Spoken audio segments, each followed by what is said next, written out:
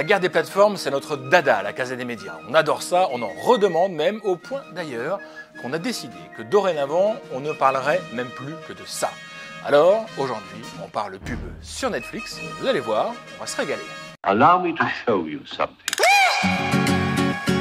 Un cours de bourse qui chute de 2% après une mauvaise note, ainsi va la vie d'une entreprise cotée à Wall Street. Et c'est exactement ce qui est arrivé mardi à Netflix après qu'une analyste a revu à la baisse son indice de performance. Alors pourquoi cette Laura Martin de l'agence Needham avait-elle Netflix dans le nez? Parce qu'à ses yeux, la stratégie de Reed Hastings n'est plus adaptée au contexte et à la concurrence.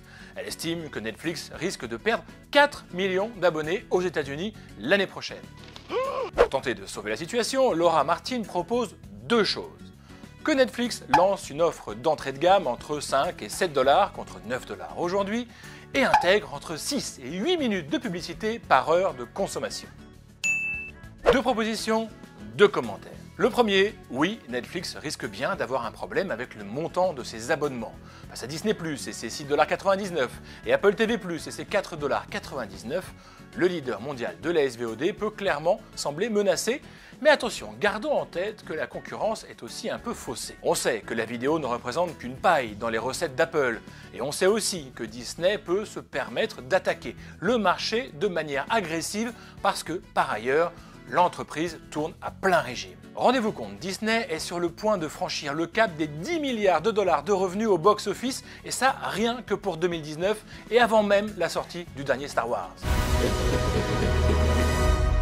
Et puis souvenez-vous que Netflix avait aussi commencé avec des tarifs attractifs avant de faire grimper les prix au fil des années et des parts de marché engrangées. Enfin, pour en terminer sur le volet prix, ayons en tête que HBO Max, la future offre de streaming de HBO dont je vous parlais récemment dans l'opinion, on vous met d'ailleurs le lien juste ici dans la description, sera commercialisé à 15 $ par mois avec l'intention d'être rentable d'ici 5 ans. Pas sûr donc que le sujet du niveau de l'abonnement soit aussi décisif que ne le dit cette analyse. Et puis donc cette idée de mettre de la pub sur Netflix. De prime abord, on pourrait se dire pourquoi pas.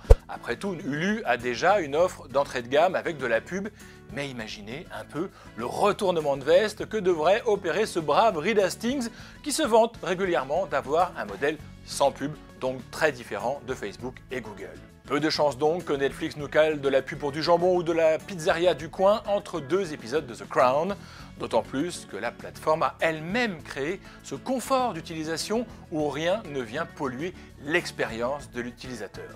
Or, cette expérience, peut-être autant que les contenus, fait partie des raisons du succès de Netflix. Bref, si vous êtes publiphobe, rassurez-vous, cette préconisation a très peu de chances de voir le jour. En vous remerciant, bonsoir. Those who can hear me, I say, do not despair.